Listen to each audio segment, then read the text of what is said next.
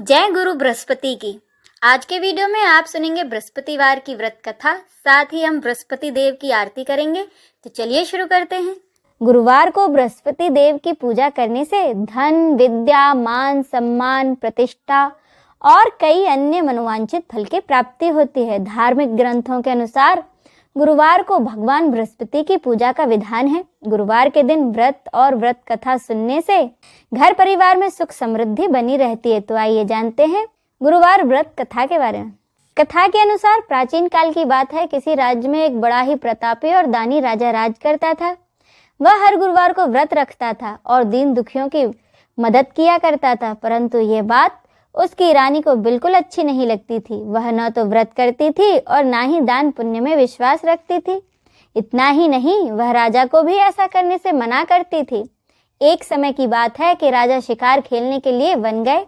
घर पर रानी और उसकी दासी थी। उसी समय गुरु बृहस्पति देव साधु का रूप धारण कर राजा के दरवाजे पर भिक्षा मांगने आए। साधु ने जब रानी से भिक्षा मांगी तो वह कहने लगी, हे साधु महाराज, मैं तो इस दान और पुण्य से तंग आ गई हूँ। आप कोई ऐसा उपाय बताएं जिससे कि मेरा सारा धन नष्ट हो जाए और मैं आराम से रह सकूं। इतना सुनकर बृहस्पति देव ने कहा कि हे देवी, तुम तो बड़ी विचित्र हो। संतान और धन से भला कोई दुखी होता है? अगर अधिक धन है तो इसे शुभ कार्यों में लगाओ। कुंवारी कन्याओं का विवाह कराओ, विद्यालय और बाग बगीचे का निर्माण कराओ, जिससे तुम्हारे दोनों लोग सुधरें। परंतु साधु की इन बातों से रानी को बिल्कुल खुशी नहीं हुई। उसने कहा कि मुझे ऐसे धन की आवश्यकता नहीं है जिसे मैं दान में दूं और जिसे संभालने में मेरा सारा समय नष्ट हो जाए। तब साधु ने कहा, अगर तुम्हारी ऐसी ही इच्छा है तो मैं जो बताता हूँ तुम वैसा ही करना। गुरुवार के दिन तुम अपने घर को गोबर से लीपना, अपने बालों को पीली मिट्टी से धोना, राजा से हजामत बनाने को कहना, भोजन में मांस मदिरा का प्रयोग करना, कपड़े धोबी के यहाँ धुलने देना। इस प्रकार 7 बृहस्पतिवार करने से तुम्हारा समस्त धन नष्ट हो जाएगा। इतना कहकर साधु के रूप में आए बृहस्पति देव वहां से अंतर्धान हो गए।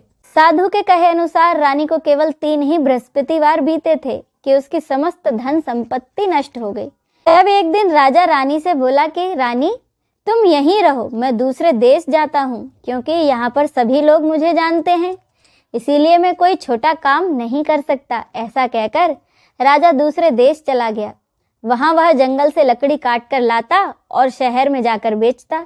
इस तरह वह अपना जीवन व्यतीत करने लगा। इधर राजा के परदेश जाते ही रानी और दासी दुखी रहने लगी।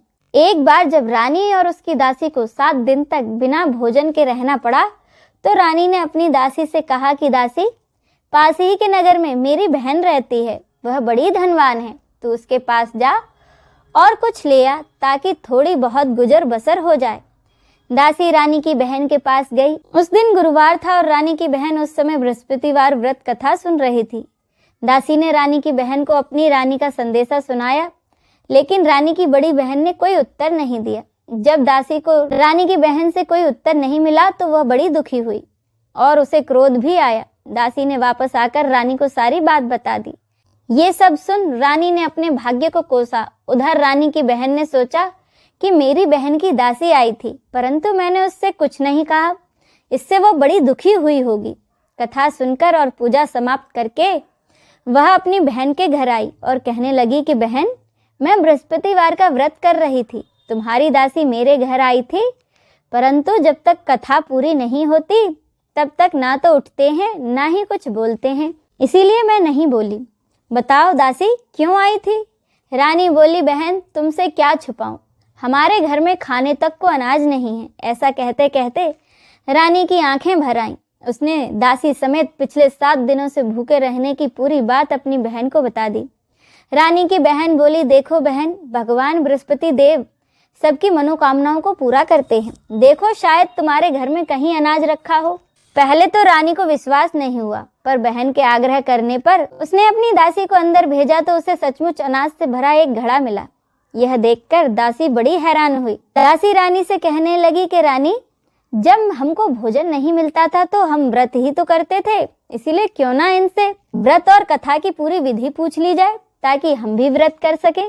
तब रानी ने अपनी बहन से बृहस्पतिवार व्रत के बारे में पूछा। उसकी बहन ने बताया बृहस्पतिवार के व्रत में चने की दाल और गुड़ केले की जड़ में अर्पित करें तथा दीपक जलाएं। व्रत कथा सुने और पीला भोजन ही करें। इससे बृहस्पति देव और भगवान विष्णु दोनों ही प्रसन्न होते हैं। व्रत और पूजा की विधि बताकर रानी की बहन अपने घर लौट गई। 7 दिन के बाद जब गुरुवार आया तो रानी और दासी ने व्रत रखा। वह घुड़साल में जाकर चना और गुड़ ले आईं। फिर उससे केले की जड़ तथा भगवान विष्णु की पूजा की। अब पीले भोजन की चिंता को लेकर दोनों बड़ी दुखी हुई, क्योंकि उन्होंने व्रत तो रखा था, इसीलिए बृहस्पति देव उनसे प्रसन्न थे। वह एक साधारण व्यक्ति का रूप धारण कर 2 थालों में पीला भोजन दासी को दे गए। भोजन पाकर दासी बड़ी प्रसन्न हुई और फिर रानी के साथ मिलकर भोजन ग्रहण किया। उसके बाद दासी और रानी हर गुरुवार को व्रत और पूजा करने लगी। बृहस्पति देव की कृपा से उनके पास फिर से धन संपत्ति आ गई, परंतु रानी फिर से पहले की तरह आलस्य करने लगी। तब दासी बोली, देखो रानी, तुम पहले भी इसी प्रकार आलस्य करती थी। तुम्हें धन रखने में कष्ट होता था, इस कारण सभी धन नष्ट हो गया, और अब जब बृहस्पति देव की कृपा से हमें पुनः धन प्राप्त हुआ है तो तुम फिर से आलस्य करने लगी। रानी को समझाते हुए दासी कहती है कि बड़ी मुसीबतों के बाद तो हमने ये धन पाया है, इसीलिए हमें दान पुण्य करना चाहिए, भूखों को भोजन कराना चाहिए, धन को शुभ कार्यों में खर्चना चाहिए। इससे तुम्हारे कुल का यश बढ़ेगा, स्वर्ग की प्राप्ति होगी और पितृ प्रसन्न होंगे। दासी की बात मानकर रानी अपना धन शुभ कार्यों में खर्चने लगी, जिससे कि पूरे नगर में उसका यश फैलने लगा। एक दिन राजा दुखी होकर जंगल में एक पेड़ के नीचे आसन जमाकर बैठ गया। वह अपनी दशा को याद करके व्याकुल होने लगा। बृहस्पतिवार का दिन था। एकाएक राजा ने देखा कि उस निर्जन वन में एक साधु प्रकट हुए। वह साधु वेश में आए कोई और नहीं, बृहस्पति देव थे। लकड़हारे के सामने आकर बोले कि लकड़हारे, इस सुनसान जंगल में तुम चिंता मग्न क्यों बैठे हो? लकड़हारे ने दोनों हाथ जोड़कर प्रणाम किया और उत्तर दिया कि महात्मा जी, आप सब कुछ जानते हैं, मैं क्या कहूँ। यह कहकर राजा रोने लगा और साधु को अपनी आत्मकथा सुनाई। साधु वेश में आए बृहस्पति देव ने कहा, तुम्हारी स्त्री ने बृहस्पति के दिन बृहस्पति भगवान का निरादर किया था, जिसके कारण रुष्ट होकर उन्होंने तुम्हारी यह दशा कर दी। अब तुम चिंता को दूर करके मेरे कहने पर चलो, तुम्हारे सब कष्ट दूर हो जाएंगे और भगवान पहले से भी अधिक तुम्हें धन संपत्ति देंगे। तुम बृहस्पति के दिन कथा किया करो। 2 पैसे के चने मुनक्का लाकर उसका प्रसाद बनाओ और शुद्ध जल से लोटे में शक्कर मिलाकर अमृत तैयार करो। कथा के बाद अपने सारे परिवार और सुनने वाले प्रेमियों में अमृत व प्रसाद बांटकर दूध भी ग्रहण करो। ऐसा करने से भगवान तुम्हारी सभी मनोकामनाओं को पूरा करेंगे। साधु के ऐसे वचन सुनकर लकड़हारा बोला कि हे भगवान, मुझे लकड़ी बेचकर इतना पैसा नहीं मिलता कि जिससे मैं भोजन के उपरांत कुछ बचा सकूं। मैंने रात में अपनी स्त्री को व्याकुल देखा है, मेरे पास कुछ पैसे भी नहीं जिससे कि मैं उसकी खबर मंगा सकूं। साधु ने कहा कि लकड़हारे, तुम किसी बात की चिंता मत करो। बृहस्पति के दिन तुम रोजाना की तरह लकड़ियां लेकर शहर जाओ।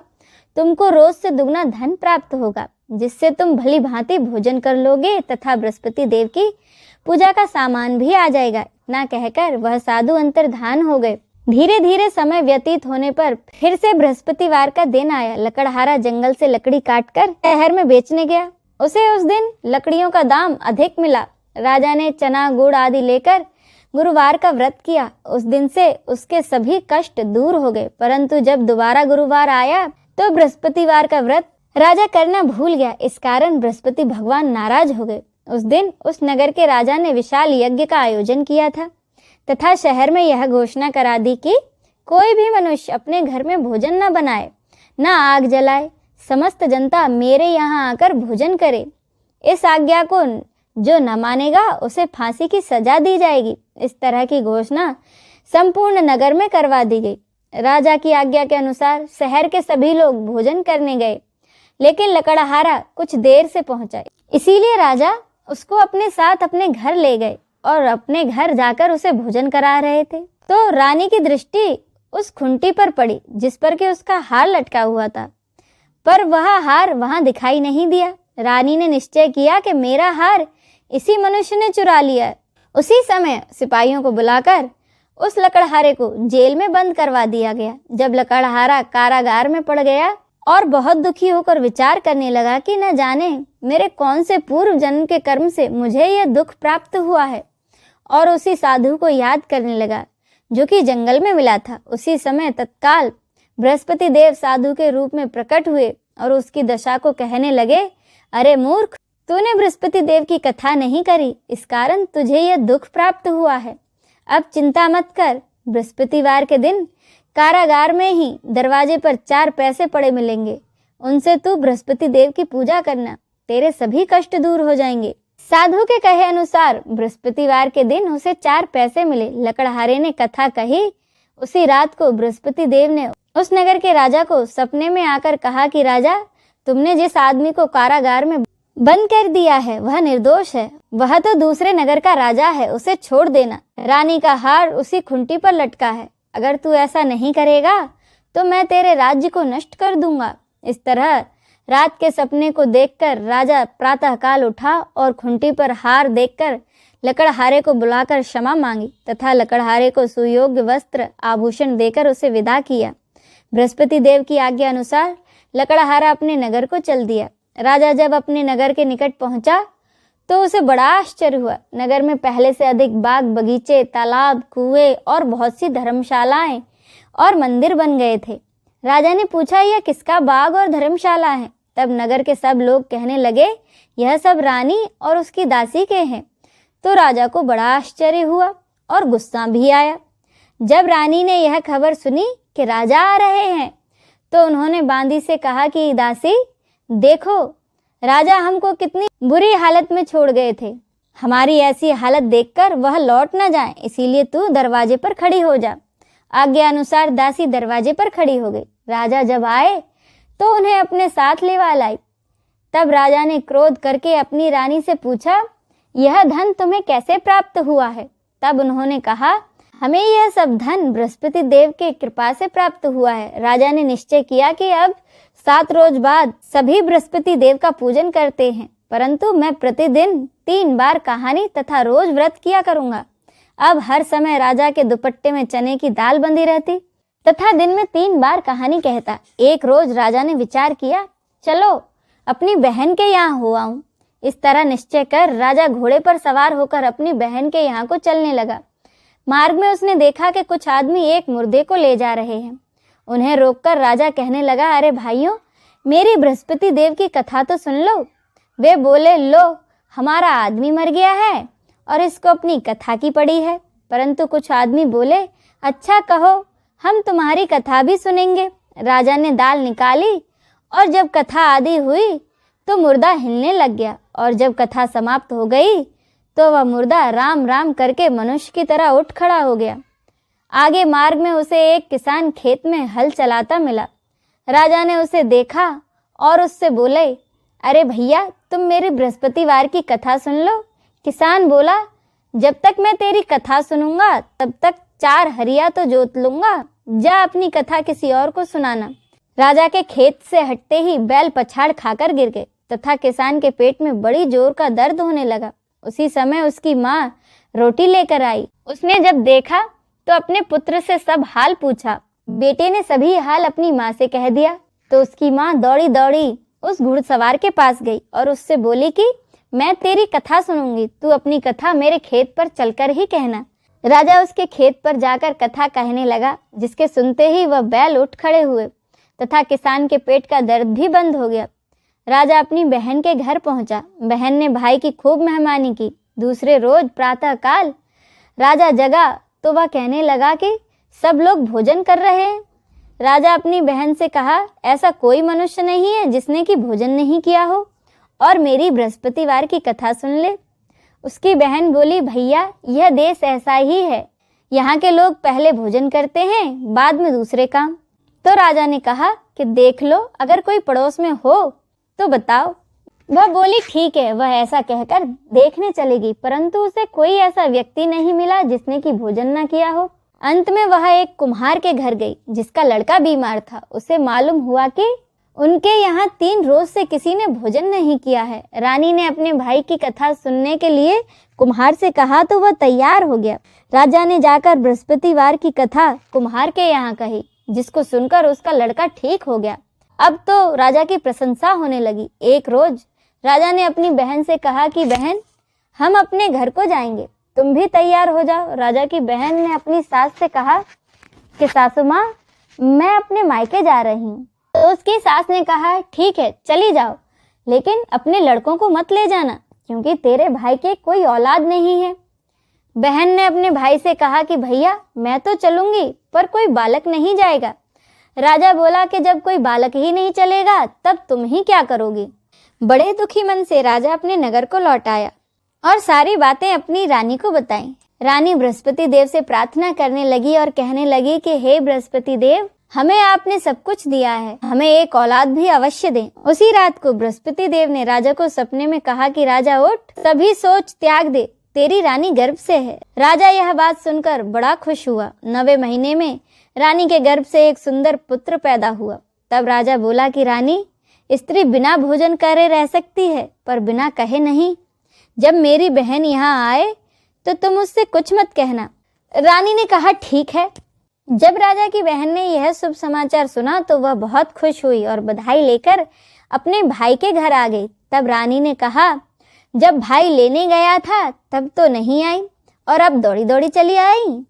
राजा की बहन बोली, भाभी, मैं इस प्रकार न कहती तो तुम्हें औलाद कैसे मिलती। बृहस्पति देव ऐसे ही हैं, जैसे जिसके मन में कामनाएं हैं सभी को पूर्ण करते हैं। जो व्यक्ति सद्भावना पूर्वक बृहस्पतिवार का व्रत करता है एवं कथा पढ़ता और सुनाता है, बृहस्पति देव उसकी सभी मनोकामनाएं पूरी करते हैं। बोलो बृहस्पति देव की जय। अब सुने बृहस्पति देव की आरती। ओम जय बृहस्पति देवा, ओम जय बृहस्पति देवा। छिन्न छिन्न भोग लगाऊं, छिन्न छिन्न भोग लगाऊं, कदली फल मेवा। ओम जय बृहस्पति देवा। तुम पूर्ण परमात्मा, तुम अंतर्यामी, स्वामी तुम अंतर्यामी। जगत पिता जगदीश्वर, जगत पिता जगदीश्वर, तुम सबके स्वामी। ओम जय बृहस्पति देवा। चरणामृत निज निर्मल, सब पातक हरता, स्वामी सब पातक हरता। सकल मनोरथ दायक, सकल मनोरथ दायक, कृपा करो भरता। ओम जय बृहस्पति देवा। तन मन धन अर्पण कर, जो जन शरण पड़े, स्वामी जो जन शरण पड़े। प्रभु प्रकट तब हो कर, प्रभु प्रकट तब हो कर, आकर द्वार खड़े। ओम जय बृहस्पति देवा। दीन दयाल दयानिधि, भक्तन हितकारी, स्वामी भक्तन हितकारी। पाप दोष सब हरता, पाप दोष सब हरता, भवबंधन हारी। ओम जय बृहस्पति देवा। सकल मनोरथ दायक, सब संशय हारो, स्वामी सब संशय हारो। विषय विकार मिटाओ, विषय विकार मिटाओ, संतन सुखकारी। ओम जय बृहस्पति देवा। जो कोई आरती तेरी प्रेम सहित गावे, स्वामी प्रेम सहित गावे। जेठानंद आनंद कर, जेठानंद आनंद कर, सो निश्चय पावे। ओम जय बृहस्पति देवा। बोलो बृहस्पति देव भगवान की जय।